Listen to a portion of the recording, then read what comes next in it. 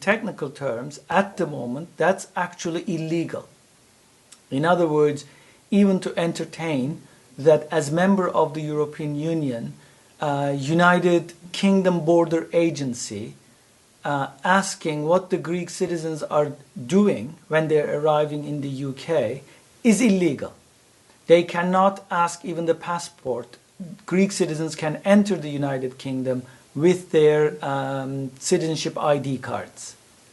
UKBA, in addition, is not in a position to be able to ask whether they're going to take up employment or not, and whether they're going to stay on a longer basis, and whether they're going to own property or not. So these are all off their limits because there is a standing agreement amongst the members of the European Union that there is a freedom of movement, and each member state is obliged to uphold that freedom.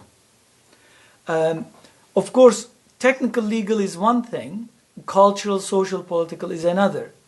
There is an increasing pressure to rethink about whether all member states within the European Union should have the same capacity for free movement, and whether and to what extent it can be curtailed and limited under certain conditions.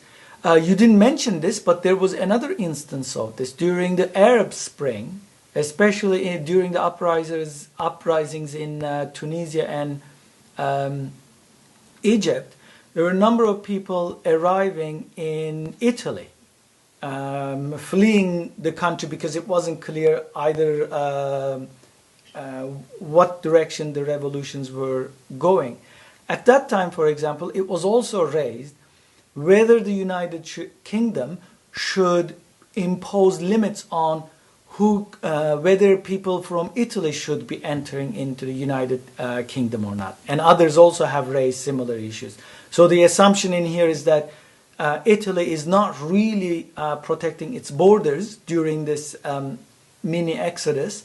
We should not be held responsible for that, and we should actually restrict free movement from Italy until it can demonstrate that it is policing its borders properly to the standards that we expect. That was an interesting politics, as it were. But again, technically and legally, there is no space for such limits at the moment, with the exception, I don't know if I mentioned this last week, with the exception that both Britain and Germany introduced similar limits to Bulgarian and Romanian citizens when they joined the European Union. And many people, amongst them myself, were quite unhappy with that because it technically generated a second-class citizenship. Romanian and Bulgarian citizens, for example, were asked about employment. They were asked to indicate that they have the means to live when they are entering in a particular European Union country, especially Britain and EU. And there were a number of legal challenges to those provisions, and in the end, it was deemed that it was within the purview of each member state to introduce such restrictions, which amongst Europeanists, as it were, or Europhiles, this was a main cause for concern.